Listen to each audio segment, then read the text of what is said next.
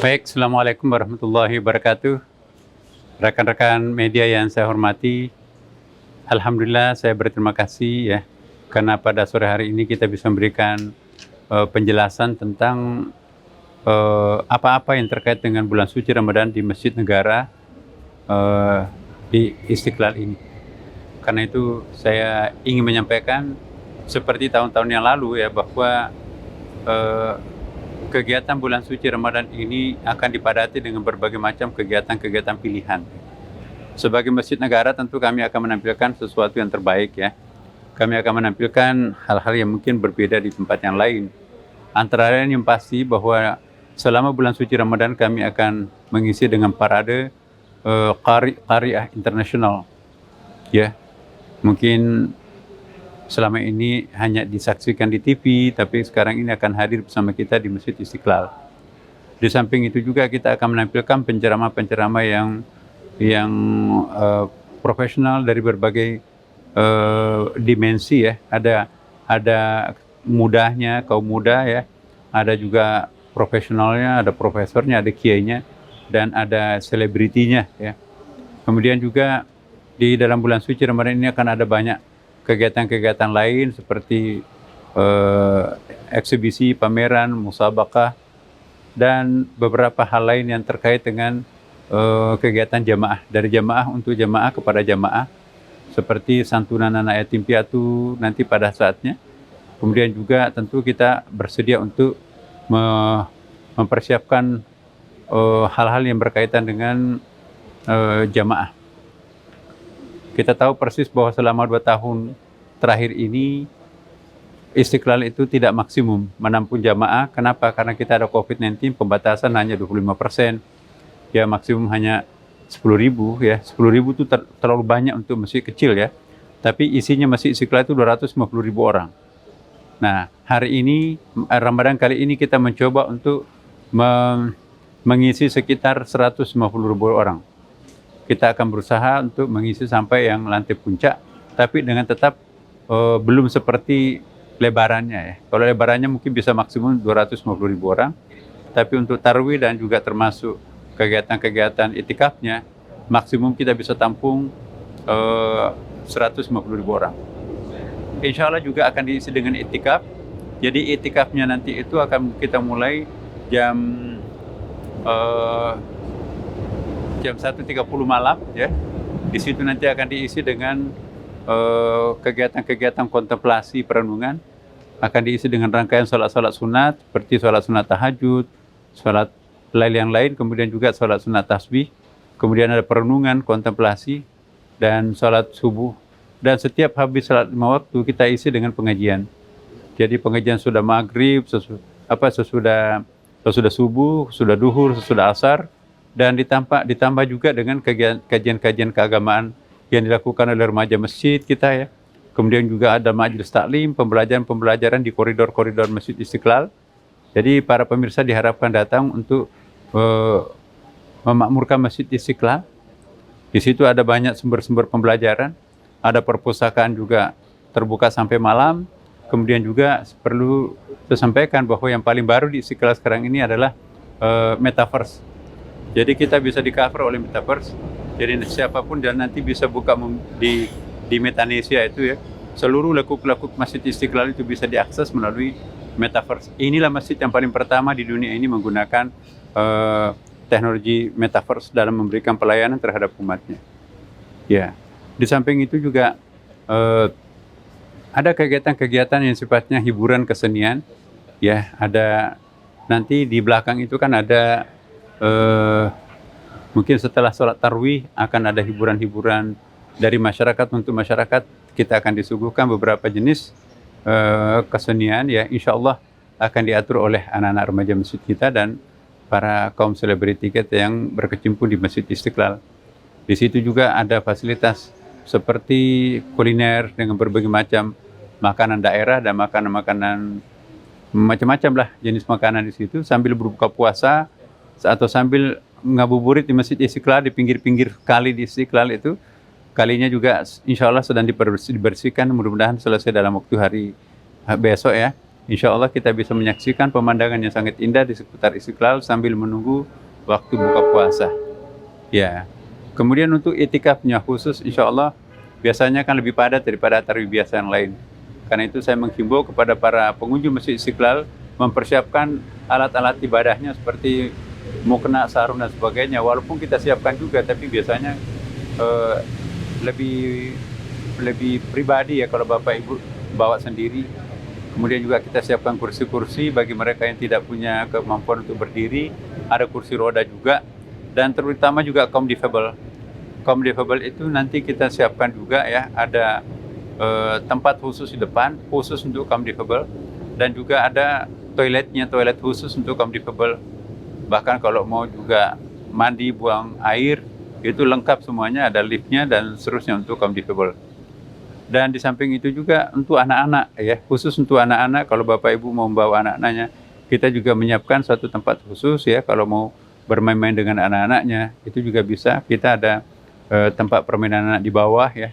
Sambil menunggu buka puasa, ada tempat permainan anak-anak kecil di pinggir kali ya, dengan safety-nya sangat bagus. Dan di samping itu juga seperti kita tahu bahwa Istiqlal sekarang ini sudah dilengkapi dengan taman-taman yang sangat indah ya. Tidak ada lagi parkiran, tidak ada lagi pedagang di halaman Istiqlal kecuali yang telah dipersiapkan dengan baik ya. Seperti biasa juga kita akan diimami oleh imam-imam yang favorit Istiqlal, Qari International, kemudian juga panitia masjid yang akan melayani Bapak Ibu sekalian. Dengan demikian insya Allah Istiqlal ini juga kita akan berusaha untuk menjaga ketertiban dan keamanan. Kita dilengkapi dengan 160 CCTV ya, dengan biometriknya yang sangat canggih ya. Jadi jangan coba-coba ada yang mungkin berniat jahat ya di Masjid Istiqlal, itu pasti akan direkam, pasti akan dideteksi dalam tempo yang sangat singkat. Sistem keamanan kami akan mendeteksi karena kita menggunakan sistem metaverse Istiqlal. Ya, terakhir saya ingin sampaikan kepada teman-teman semuanya, kendaraan kita itu juga bisa parkir sampai kurang lebih 1.000 kendaraan di bawah di basement. Basement 1, basement 2, aksesnya juga sangat bagus ya. Untuk naik ke atas. Nah, saya kira inilah informasi penting yang saya sampaikan kepada para jamaah Masjid Istiqlal nantinya. Semoga Istiqlal mampu memberikan semacam keheningan, ya, kelezatan beribadah di dalam Masjid Istiqlal ini. Terima kasih. Assalamualaikum warahmatullahi wabarakatuh. Ada pertanyaan? Ada yang mau nanya? Pak, sini. Pak Temi. Aku tanya-tanya.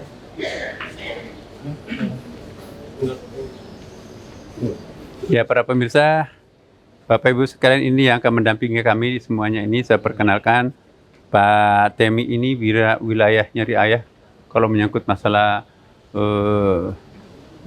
pokoknya urusan fisik Istiqlal beliau. Pak Ismail Cawidu ya, ini yang akan menghandle seluruh kegiatan-kegiatan rutin termasuk humas beliau lah. Nah, kemudian urusan peribadatan Pak Abu Hair. Nah, ini urusan pendidikan Pak Mula Warman. Ya, beliau ini adalah tenaga-tenaga inti Istiqlal. Insya Allah akan mendampingi para jamaah semuanya. Ada pertanyaan silakan. Ya. Pak, saya Riza dari Kilat.com izin bertanya, untuk kesiapan dari Masjid Istiqlal sendiri menyambut tarawih ataupun itikaf nanti di 10 hari terakhir seperti apa Pak? Karena kan ini masa di awal setelah lepas dari COVID-19 ya Pak. Nah, apa saja hal-hal yang sudah diterapkan atau hal-hal yang sebelumnya tidak boleh dan sekarang diperbolehkan Pak? Ya, dulu memang kita batasi hanya sekitar 5.000 sampai 10.000 jamaah. Tapi sekarang ini kita sudah mulai membuka ya. Tapi seperti tadi, walaupun dibuka secara penuh ya, tapi kita masih membatasi ya. Maksimum 150.000 dari kapasitasnya 250.000. Untuk sementara kita belum mengisi lantai-lantai merah di pekarangan. Kita masih membatasi untuk di dalam masjid ya.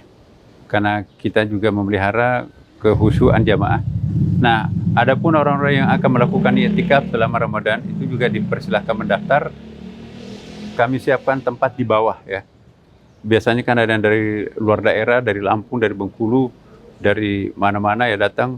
Nah, kami akan siapkan untuk di bawah, di lantai basement. Di situ kami mungkin dia akan ganti baju ya.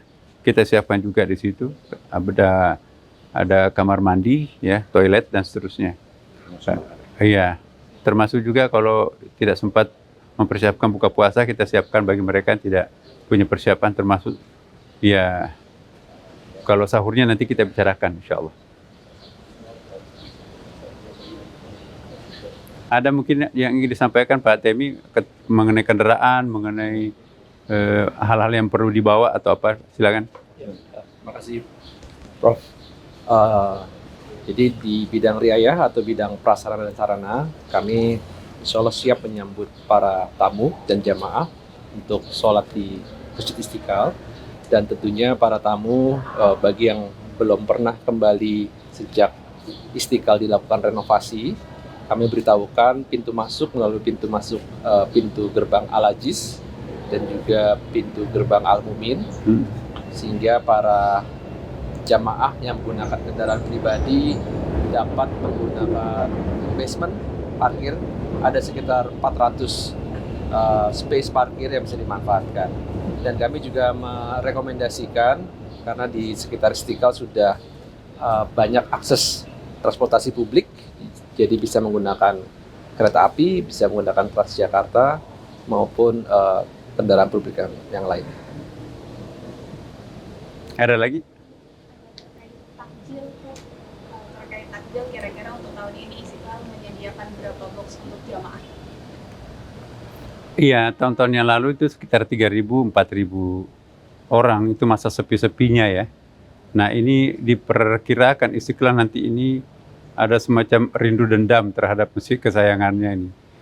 2 tahun absen, tidak bisa menyaksikan Istiqlal, apalagi menyaksikan Istiqlal itu serba baru, kinclong ya. Tentu banyak orang yang datang. Karena itu kami ingin betul-betul supaya antisipasi juga. Kami akan berusaha untuk memberikan servis yang terbaik ya, seperti takjil ya. Termasuk beri makan, tapi kalau nanti misalnya persiapan yang kita siapkan tidak seperti yang misalnya tiba-tiba membludak, ini kami mohon maaf. Tapi kami siapkan air minum, kami siapkan buka puasa takjil ya. Nah itulah, saya menghimbau lebih awal datang lebih bagus ya, supaya dapat tempat, supaya kami bisa mengatur. Yang jadi masalah kalau misalnya terlambat datang, kadang-kadang sudah terbagi semua baru datang. Iya. Cukup. Ya, terima kasih ya.